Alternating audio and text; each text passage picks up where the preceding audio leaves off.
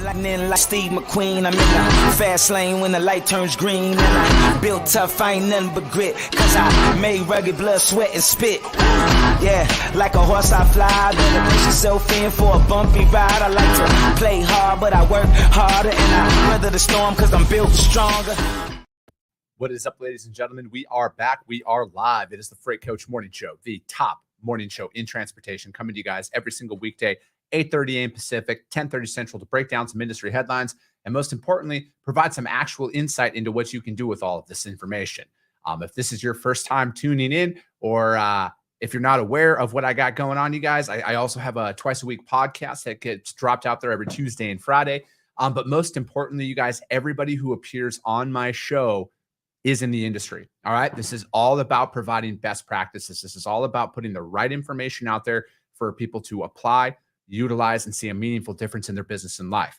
One of the many reasons why I proudly fly the American flag behind me every single day is not only is this the greatest nation on earth, but I'm living my American dream, and I want to help each and every one of you guys live your American dream as well. We're ending up the week. We're ending the year on a high note. You guys, we got today and tomorrow left. It's just going to be a solo show today. My guest got sick and needed to miss out on the show, so I'm going to roll solo today. We're going to go in it. We're going to get in. We're going to break down some articles, and then I got to get back to work because I got a full workload today and tomorrow. Before we get into anything, I got to give a shout out to my friends over at VHub. You guys, vhubapp.com. Whether you're a broker, carrier, or a shipper alike, you all need access to trailers. And right now, with costs rising up and everything else, our drivers, our small fleets, you guys should never have to shut your operation down with the trailer in the shop. And with what they got going on, you get paid to move these trailers. That's right. You get paid on top of the revenue you can get by loading out these trailers.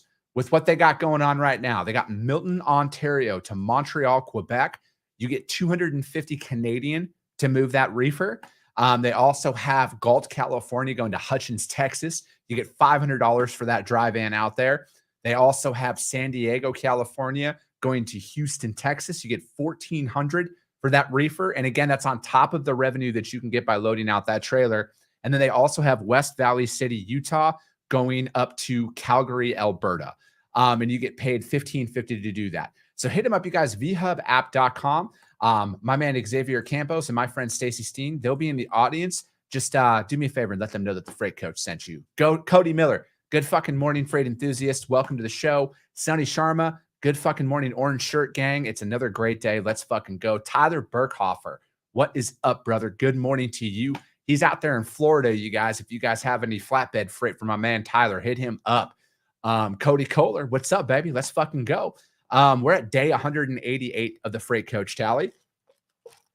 And with that being said, we got another reminder that there is truck parking issues. There is facilities issues, like drivers can't even take showers out there and stuff like that. And we need to be cognitive of that. And we need to continue to talk about this day in and day out until there's actual meaningful change in the industry, because that's what it's all about for me, you guys, is moving this industry forward, especially for an industry that has done so much for me personally over my entire life.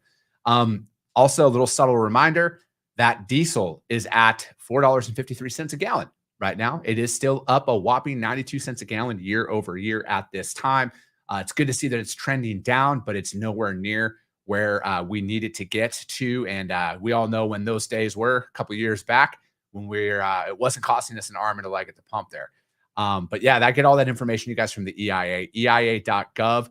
And yeah, that's where I get it from. Denise, what's up? Happy Thursday. Thanks for joining in here today, you guys. And yeah, we got a couple of articles to break down, and yeah, you know, you guys, we're just out here making moves to end the year and trying to end the year on a high note. You know, I got freight moving today. Got a couple of loads moving out there in Florida right now, and we're just making shit happen because the growth never stops. Freight Coach Logistics is coming in 2023. We're not slowing down. We're all gas on this stuff, you guys, and we're going to make some serious waves, and we're going to, most importantly, guys, we're going to make this industry better. With all of that. Yeah, we're going to get into some articles again. I got a full workday ahead of me today, you guys. So I'm going to just get into it. And then I got to get on the phone and make some stuff happen because I'm in the day-to-day too, you guys. I'm out here building my companies up. I'm not just a pretty face, you know, I kind of am, but you know what I mean? I'm just, I'm out here trying to make shit happen and continuing to bring the news out there for you guys all the time. First article to break down is from fleetowner.com, and it's making service decisions for older assets. And I think this article is a very good topic at hand, because at the end of the day, a lot of companies out there are holding on to older assets due to the fact that there wasn't new trucks available. Used truck prices were through the roof. So it's like, how do we maintain what we currently have? Fleets operating in older assets will see increases in maintenance and repair costs as they try and keep their older trucks on the road. In addition, fleets may be examining their historical maintenance schedules and their parts purchasing decisions. Fleets have had 3 to 4 year replacement cycles, likely looked at ways to extend maintenance intervals for things like oil and filter changes. Now that these fleets have extended their life cycles, they must reevaluate their maintenance practices and see if they can keep their maintenance costs in check by playing catch up. This will entail addressing some deferred maintenance items. And, Tyler Burkhofer, bro, if you want to jump on the show next week, man, I'd love to talk about this with you and how you're maintaining your truck and everything and what you have in place out there. Again, like, I think that preventative maintenance is key to anything, and keeping your vehicle on the road is most important. And sometimes it is that upfront cost that there's that sticker shock to it, but we want to ensure that our truck and even our vehicles too at our house are on the road and kept on the road. Extended life cycles will require fleet maintenance managers to reevaluate their choice of replacement parts, whereas inexpensive ruled the day for short-term life cycles. Extending the life of the replacement parts as well will be a focus going forward. Let me see here. Preventative maintenance must not only address standard items such as oil drains, brakes, and tires, but preventative maintenance must include parts, components, and sensors. With older assets, it may be wiser to consider shortening maintenance intervals and bring vehicles into the shop more frequently, as this could help spot problems in their early stages before they cause roadside breakdowns.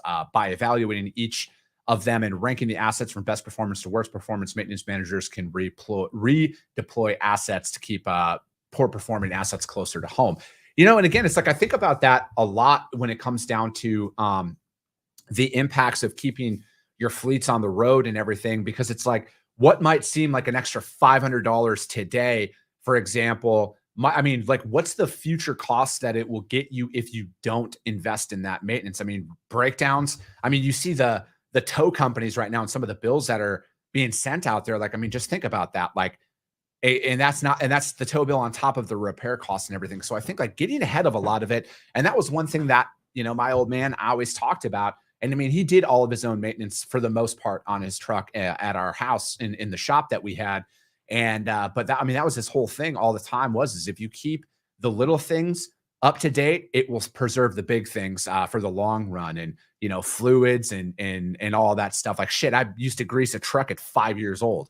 I literally still remember how to grease a truck because I did it so many times growing up and holding the grease gun. And for all of those out there that used to hold the flashlight for their old man when they were working, what I went through growing up, because you guys all experienced an iteration of that in its own right. But again, I think that with this article in particular, fleetowner.com, making service decisions for older assets, I think it's very imperative for a lot of companies to look at that right now, especially if you got in and you bought a used truck at an elevated price and you're not going to be able to refinance, you're not going to be able to sell it, you're not going to be able to do anything. You got to keep it and maximize it. You got to keep that life cycle of that vehicle up to date.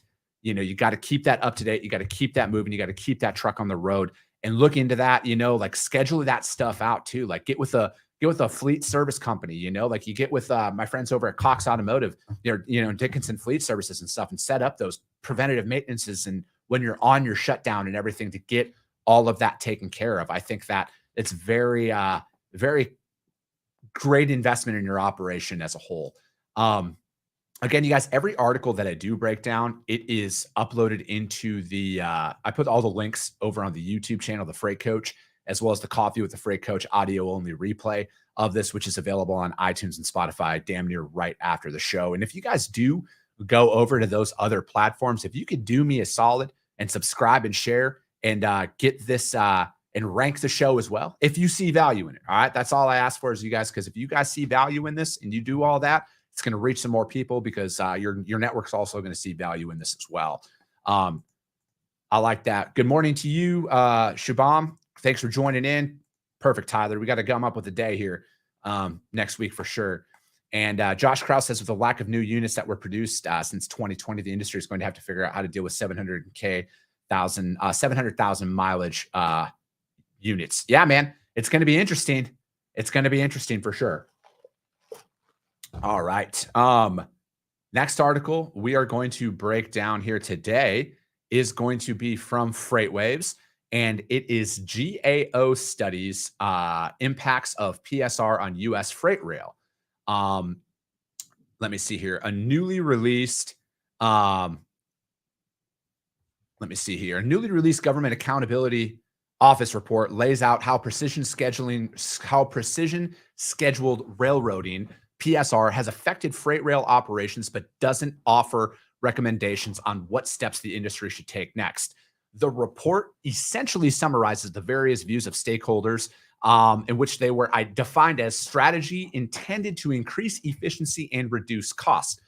Congressional leaders have directed the GAO, the Government Accountability Office, to study the effect that it has on freight rail safety and service. The agency interviewed 28 stakeholders to produce the report, which describes stakeholders' views on how the PSR changed railroad operations and what the Federal Railroad Administration and Surface Transportation Board have done to document and record these changes, including through data collected from 2011 to 2022. There are so many three-letter agencies inside of the transportation. I had never heard of most of these. Like, what, Jesus, why do we need this many of them? Like, isn't that the whole point of the Department of Transportation, is to take care of all this stuff? But again, what do I know? Let me see here. And then the report released to the public last Friday details that the data and how the data might reflect larger operational trends. Well, the FRA and the STB said that they, FRA, again, you guys, is the Federal Railroad Administration, and the STB is the Surface Transportation Board, said the data they collected so far does not show a clear causal relationship between the precision scheduled railroading and safety incidents on rail service. Both agencies said in seeking to address the address issues raised. Let me see here. While the FRA has observed some short-term increases in accident and incident rates at some locations, safety data does not show a clear causal relationship between the timing of reported implementation and changes in railroads, train accident and incident rates that were going on out there. And then according to them, the STB officials said that to the extent of which the PSR has associated changes that affect freight rail services is unclear based on existing data, although the board is taking steps to address service issues and is seeking to collect more data to further illuminate factors out there. Yeah, I don't know if you guys saw some of the clearing of the rail tracks out there with the latest snowstorm that hit the northern hemisphere here. It was nuts. It was nuts, the work that goes into what they do to keep the railroad clean as a whole and keep that fully functional. Let me see here. And then it talks about how revenue fell as a whole. And the report also describes some broader trends within their freight rail industry, including how the freight railroads generally operated longer trains over time in order to increase efficiency, and how some railroads reduced assets such as rail cars and rail yards. Some rail representatives told this decline is related to the increase in the number of cars owned and maintained by shippers rather than by railroads. The decline might also be related to the decrease in railroads' revenue ton miles over the last decade. And then the FRA also noted that the railroads may have reduced their locomotive fleets ahead of the 2018 deadline to implement positive train control, a safety technology. Holy three-letter acronyms in this article. That is the first thing. I couldn't go one sentence without seeing an acronym of some three-letter government agency associated with the oversight of all of this. Jeez Louise. Yeah, this is, it, as a whole, there's good information inside of this article. All right. There's good information out there if that's what you're looking for here. Again, I think that it's also, if you're shipping a lot over the rail, if you're one of those shippers out there who are tuning into this is really good information for you as a whole. But again, it seems like there's a lot of talk about the rail lately with everything that's going on out there. And, again, safety is always of the utmost of importance. And then, seeing the studies that go out there with that, and then, precision scheduled railroading, for example, is, it's how to efficiently and effectively operate the rail at a high service level and stuff. And, again, there's a lot to learn from this. And I am not an expert at intermodal at the end of the day. I thought it was an interesting read, though, if you're literally just trying to increase your knowledge on the intermodal sector. But that article was from FreightWaves. GAO studies impacts of PSR on U.S. freight rail. Again, holy three-letter acronyms. Rob Cameron, good morning. Thanks for joining in. Jim Wall, he says, I've heard of quite a few tow companies completely overcharging people and take advantage of the situation. Seems like there would be something insurance companies could do to combat that issue. Yeah, man, Jim, in regards to that in particular, I'm very, it's insane, actually. Like, I remember once with a load that I had, a driver got loaded up, left the shipper, but the kingpin either snapped or the driver didn't actually lock the kingpin in properly. And when the driver turned out of the shipper, the trailer went straight and the truck turned. And I know the tow bill for that, to have them come and move the trailer. Dude, they brought in like 6 trucks. It was insane. I think it was like $10,000 or something like that for like 5 hours worth of stuff. Like, it was absolutely insane. And the trailer was literally right there. They had to fucking bring in their own truck to hook it up to it and back it back onto their yard. Like, they came and actually took it to their facility, because we all know why they do that. They wouldn't return it into the shipper. But yeah, it's insane what you see out there. And I read an article, or actually I know another one, a buddy of mine who owns a trucking company. They had like a $16,000 tow bill to come and grab their truck and move it like 5 miles or something like that. It's nuts, man. I'm not we need government oversight or government overreach in these situations, but predatory practices need to be regulated. Like without a doubt, predatory practices need to be regulated to some capacity. There needs to be some oversight into this, because I don't know if it is insurance companies who are doing it. And Jim, my assumption is that insurance companies are doing something about it, because they're the ones who are going to be footing the bill in most of these situations. Or fuck, man, for all we know, they're all in bed together and they just give each other payoffs behind the scenes. Who knows? I don't know. I'm just making shit up at that point. All right, you guys, third and final article today, is from supplychaindive.com. GXO to shutter Indiana facility and lay off 85 employees. GXO will lay off 85 employees and cease operations at a facility in Fort Wayne, Indiana, according to a December 20th Worker Adjustment and Retraining Notification Act notice. The layoffs are expected to start February 28th and be completed within a 14-day period. All employees have been notified of their separation dates at the facility. A GXO spokesman said that the facility's customer had decided to manage its own operations. As a result, employees will have the opportunity to apply for positions with the client at the same facility or transfer to other GXO sites. So that's always good to see when that does happen, is they have an opportunity to keep their job. They're going to have to apply. I'm assuming most of them are going to be retained right at that operation, because there's quality laborers never go without work for long. So I'm assuming most of them are going to get rehired again. I don't know. And I hate assumptions. The notice came less than a week after the company disclosed it would lay off 123 workers and cease operations in Kenosha, Wisconsin, starting February 13th. The Kenosha facility's client decided to manage its own operations, and most of the employees would be offered jobs there as well, which is always good to see. And yeah, GXO, which is a spinoff of XPO, also ceased operations at 2 Texas facilities earlier this month. GXO, at the end of 2021, GXO ran 316 facilities, and the company operated with 120,000 people, which includes 75,000 employees and 45,000 temp workers out there. And yeah, to me, it's when you do, because like GXO is probably like, I don't know the entirety of the ins and outs of their operation, but it sounds like it's their managed transportation services that are out there. And again, companies are looking at that when, like, why am I paying X amount of money when I could just hire all the people and do it myself? I'm assuming some CFOs sat down and some operations teams sat down and they pulled the numbers, and it just wasn't worth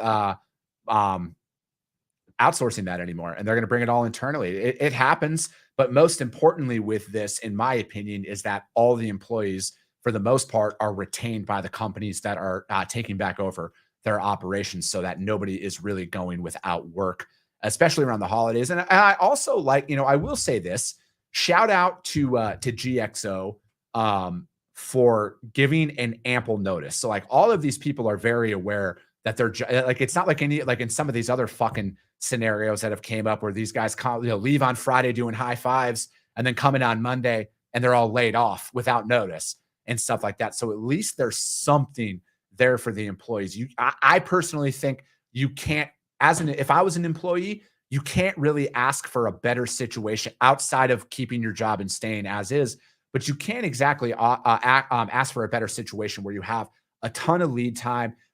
You're going to have an opportunity to stay with GXO at another facility or get in at the facility that you're working with at already. So again, all things considered, you got to give credit where credit's due. And it sounds like GXO is handling this very well in this situation as a whole. That article, you guys, supplychaindive.com, GXO to shutter Indiana facility and lay off 85 employees.